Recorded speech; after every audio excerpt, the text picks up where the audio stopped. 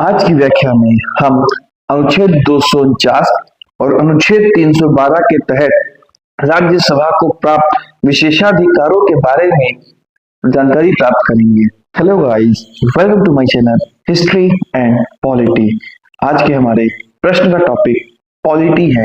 आइए आज का प्रश्न देखते हैं। निम्नलिखित विशेषाधिकारों में से कौन से भारत के संविधान द्वारा राज्यसभा को प्रदत्त किए जाते हैं? आइए अब इसके ऑप्शन देखते हैं। ऑप्शन ए है राज्य का वर्तमान राज्य क्षेत्र परिवर्तित करना और राज्य का नाम परिवर्तित करना। ऑप्शन बी है संसद को राज्य सूची में नियम बनाने और एक अथवा एक से अधिक अखिल भारतीय सेवाओं का सृजन करने हेतु सशक्त बनाने के लिए एक प्रस्ताव पारित करना। ऑप्शन सी है राष्ट्रपति की निर्वाचन प्रक्रिया में संशोधन करना और राष्ट्रपति की सेवानिवृत्ति के पश्चात उसकी पेंशन निर्धारित करना। ऑप्शन डी है चुनाव आयोग के क्रियाकलापों का निर्धारण करना और चुनाव आयुक्तों की संख्या निर्धारित करना।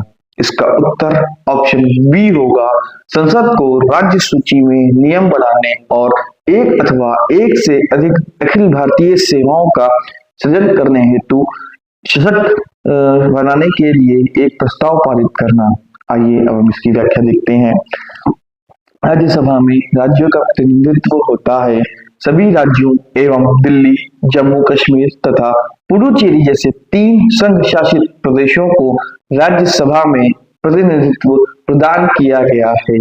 भारतीय संविधान के अनुच्छेद 249 खंड 1 के अनुसार यदि राज्यसभा ने उपस्थित और मत देने वाले सदस्यों में से कम 2/3 सदस्यों के द्वारा समर्थित संकल्प के द्वारा घोषित किया है कि राष्ट्रीय हित में यह आवश्यक या समीचीन है कि संसद राज्य सूची में शामिल किसी भी विषय पर कानून बनाए, तो संसद के लिए उस विषय के संबंध में भारत के संपूर्ण राज्य क्षेत्र या उसके किसी भाग के लिए विधि बनाना कानूनी रूप से वैध होगा।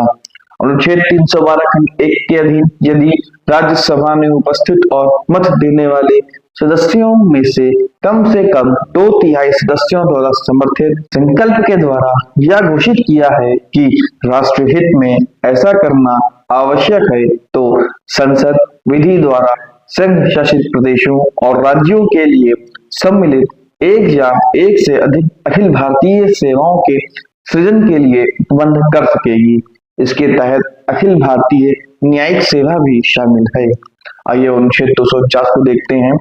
भारतीय संविधान का अनुच्छेद 249 राज्यसभा को राष्ट्रीय हित में राज्य सूची के किसी विषय पर संसद को कानून बनाने का अधिकार देने की शक्ति देता है। इसके लिए राज्यसभा को उपस्थित और मतदान करने वाले सदस्यों के कम से कम 2/3 बहुमत से एक प्रस्ताव पारित करना होता है। अनुच्छेद 249 की प्रमुख विशेषताएं। राज्यसभा की विशेष शक्ति।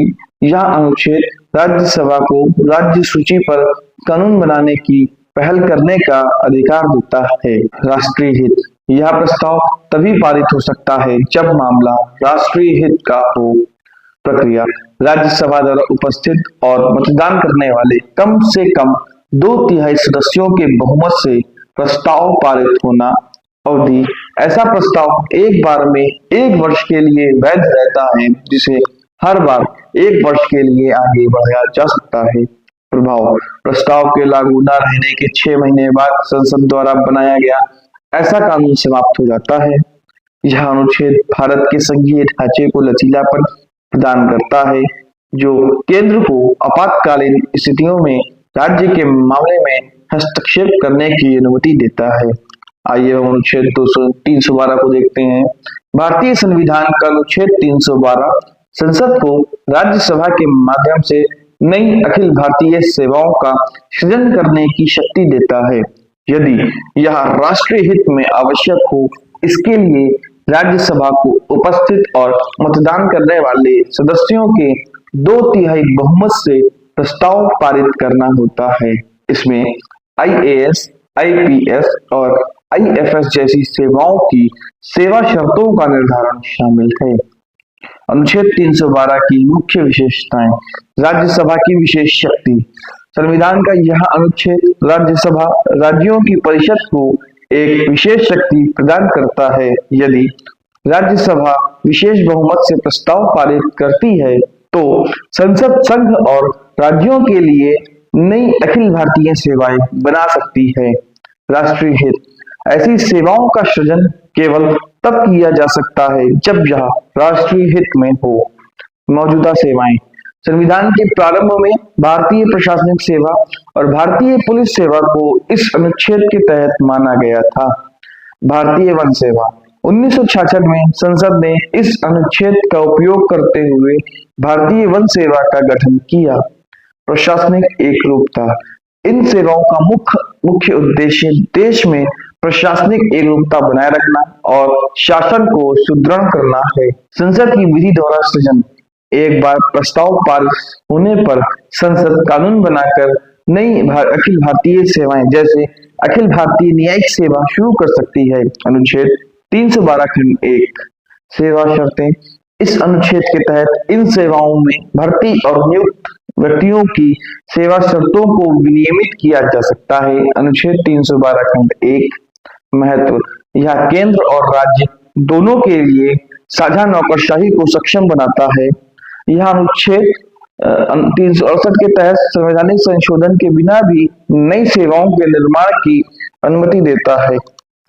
इसके अतिरिक्त अनुच्छेद 312 खंड 2 के तहत संविधान लागू होने के समय मौजूद भारतीय प्रशासनिक सेवा IAS और भारतीय पुलिस सेवा IPS को इस अनुच्छेद के तहत संसद द्वारा सृजित ही माना गया है।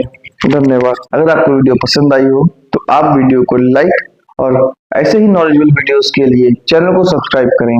धन्यवाद।